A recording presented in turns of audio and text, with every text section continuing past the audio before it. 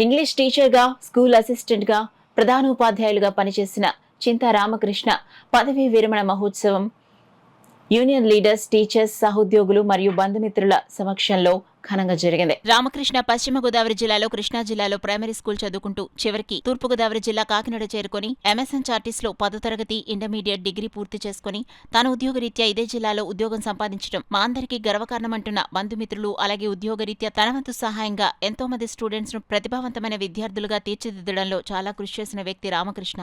అలాగే Dummulapeta CPM school, అమ్మమ్మగారి centre school ఇలా పలు రకాలైన స్కూళ్లలో తన వృత్తిని కొనసాగించి కొన్ని స్కూళ్లలో ప్రధానోపాధ్యాయులుగా మరియు మరికొన్ని స్కూళ్లలో ఇంగ్లీష్ టీచర్గా పనిచేయడం గమనార్హం. చింతా రామకృష్ణ సహ ఉద్యోగులందరితో స్నేహభావంతో, ఎంతో మర్యాదపూర్వకంగా, తన ప్రవర్తనలో అజాతశత్రువు అన్న పేరుతో ఈరోజు తన వృత్తిలో పదవి విరమణ జరుపుకోవడం చాలా బాధాకరమని తోటి ఉద్యోగులు మరియు స్టూడెంట్స్కి ఇది తీరని లోటని అంటున్నారు.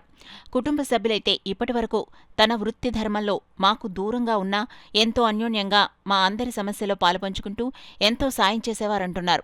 అలాగే పదవీ విరమణ సమయంలో తోటి టీచర్లు, కుటుంబ సభ్యులు మరియు శ్రేయోభిలాషులు పుష్పగుచ్చాలు, పూలమాలలతో అభినందించారు. మరికొంతమంది రాజకీయ నాయకులు దుస్సాలవారితో సత్కరించారు.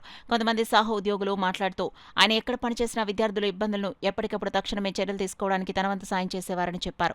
అందులో ఈ మధ్యకాలంలో Chandragiri theatre, boys high school water tank లేక ఇబ్బంది పడుతుంటే తన సొంత ఖర్చులను వెచ్చించి ట్యాంకును కూడా పునరుద్ధరించారని, అటువంటి వ్యక్తి ఈరోజు పదవీ విరమణ చేయడం మా అందరికీ తీరని లోటని చెప్పారు.